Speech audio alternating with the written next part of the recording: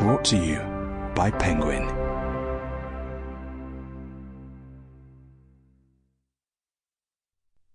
The Man from the Future. The Visionary Life of John von Neumann by Ananyo Bhattacharya. Read by Nicholas Camm. Introduction. Who was John von Neumann?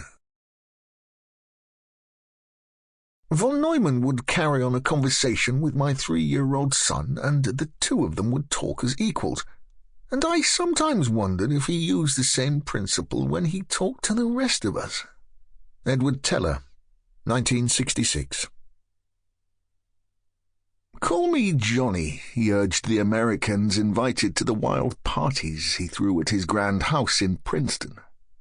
Though he never shed a Hungarian accent that made him sound like horror film legend Bela Lugosi, von Neumann felt that Janosch, his real name, sounded altogether too foreign in his new home.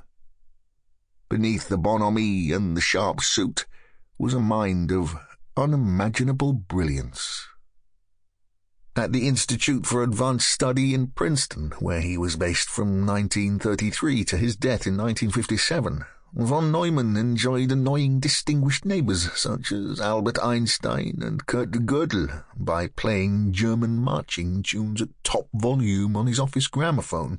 Einstein revolutionized our understanding of time, space, and gravity.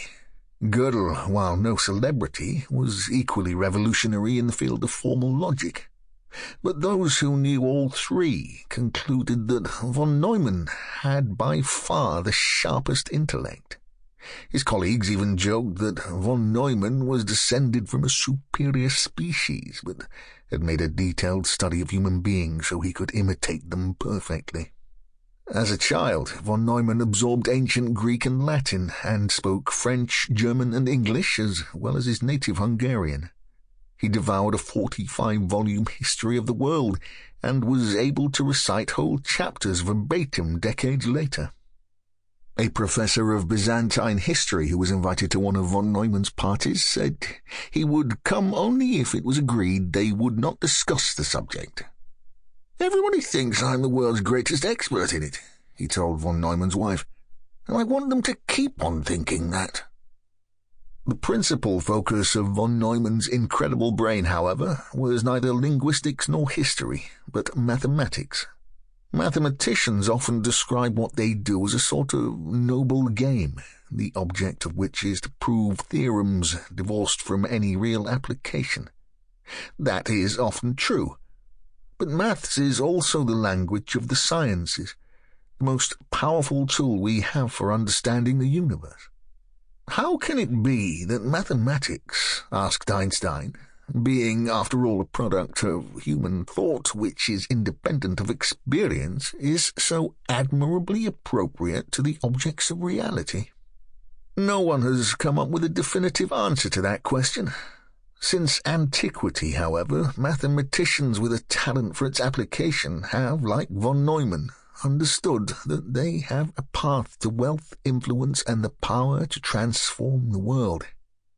Archimedes spent time on otherworldly pursuits, such as finding a new way to approximate the number pi, but the war machines he designed to exacting mathematical principles, such as a giant claw that could pluck ships from the sea, frustrated for a time the Roman army. The mathematical contributions von Neumann made in the mid-20th century now appear more eerily prescient with every passing year.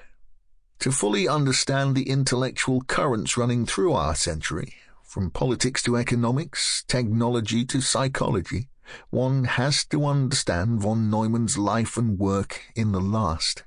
His thinking is so pertinent to the challenges we face today that it is tempting to wonder if he was a time traveler, quietly seeding ideas that he knew would be needed to shape the Earth's future. Born in 1903, von Neumann was just 22 years old when he helped to lay the mathematical foundations of quantum mechanics. He moved to America in 1930 and, realizing early on that war was looming, studied the mathematics of ballistics and explosions. He led... Sample complete. Ready to continue?